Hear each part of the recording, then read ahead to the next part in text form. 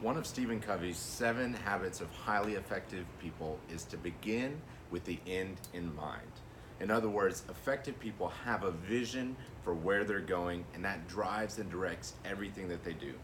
Similarly, highly effective groups, whether grow groups, micro groups, any ministry at all, begins with the end in mind. So if you want your group to be most effective at making more and stronger disciples who make more and stronger disciples of Jesus Christ, you need a vision for where your group is going, and your people need a vision for where the group is going.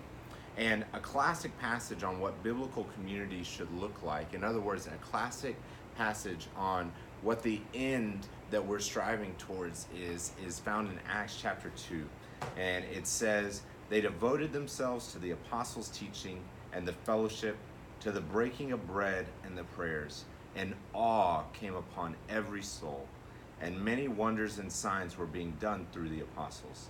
And all who believed were together and had all things in common. And they were selling their possessions and belongings and distributing the proceeds to all as any had need.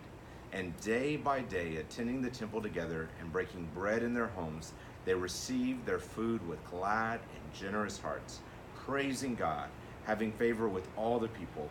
And the Lord added to their number day by day those who were being saved." Being that kind of community requires commitment and ownership from everyone in the group. And that's why today in our episode of The Debrief, we want to equip you with a tool that you can use with your grow group or micro group. Specifically, we want to give you guys this grow group covenant for you to go over with your group as you're kicking off your new semester. It's modeled after the 4 commitments of a Faithbridge member. So it's about challenging your people to commit to surrendering, to belonging, to sharing, and protecting. And then it breaks down underneath each of those 4 areas, specific ways that might look in your group life.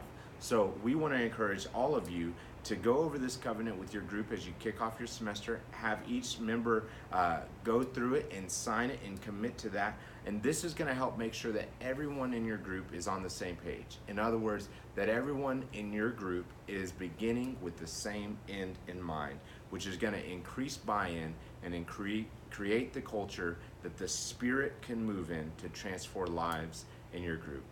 Thank you for joining us for this episode of The Debrief. We'll be back in a couple weeks, and Adam's going to teach us on how to assess the spiritual health of your group.